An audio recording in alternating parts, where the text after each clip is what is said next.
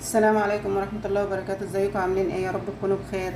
الوصفة اللي معانا وصفة طبيعية وفعالة، مسكن طبيعي لآلام الرأس، لآلام الصدر، لضيق التنفس، ارتفاع درجة الحرارة، للسعال. تحفة يا بنات، ومسكن طبيعي. خلينا نبعد عن الأدوية شوية، ينفع للكبار والصغار وللأطفال خاصة عشان الحر وشرب الماء الباردة. وخلينا بعيد عن الأدوية شوية بالذات للأطفال. يلا نبدأ بالطريقة. معانا أول مكون القرنفل، طبعا نتيجته فعالة ومسكن طبيعي تحفة يا بنات. نبعد عن الأدوية شوية. المكون الثاني معانا الليمون. ممكن لو عندك ليمون أخضر استعمليه، ليمون أصفر استعمليه، الاتنين فعالين. طبعا الليمون الفوائد بتاعته لا تعد ولا تحصى، فيتامين طبيعي تحفة يا بنات. هنبدأ أول الطريقة. هنجيب الليمون ونقطعه كده. قطعنا الليمون كده وهنعصره. جبت بولة ومصفى عشان البذور بتاعته. طبعا فيتامين الليمون كله فوائد تحفة يا بنات، حاجات طبيعية. نبعد عن الأدوية شوية. وتنفع للكبار وللصغار. وصفة طبيعية وجميلة وفعالة.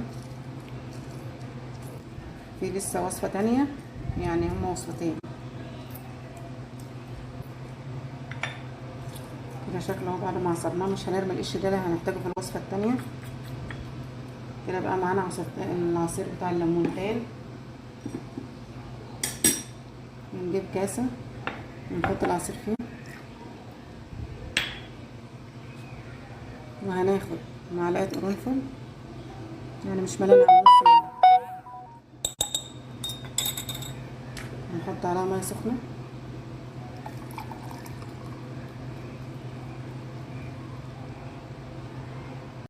كده بعد ما صبنا عليه المية هنقلبه شوية كده ونغطيه لحد ما يبرد شوية ونشربه. ده كده أول وصفة معانا. جبنا حلة وحطينا فيها مج مية. هنحط قشر الليمون اللي قلتلكم هنستعمله اهو، وعليها 7 حبات قرنفل، 2 3 4 كده 7، وهنحطه على النار. حطيناه على البوتاجاز لحد ما يغلي واوريكم ونقول هنعمل فيه ايه. بعد ما غلى هناخده على الرخامة كده. بعد ما غلى اهوت حطيناه قدامنا على الرخامة. هتجيبي فوطة وتحطي الماء كده وتغطي وتستنشقي البخار اللي طالع منه. دي 3 مرات في اليوم. كل مرة هتسخنيه برضو، تخليه يغلي عشان تاخد البخار منه، لانه هيبرد. هيبقى كده دي هنستعمله 3 مرات. مظبوط كده. هنجيب المشروب اللي عملناه اول مرة ده، القرنفل والليمون ده هتستعمليه بعد وجبة الافطار بنص ساعة، لان لو استعملتيه على معدة فاضية بيتعب المعدة لانه مفعوله شديد. يبقى كده عملنا الوصفتين. هنستعمل الوصفتين دول في ايه؟ الام الصدر، الام الراس، ضيق التنفس، ارتفاع درجة الحرارة، والسعال.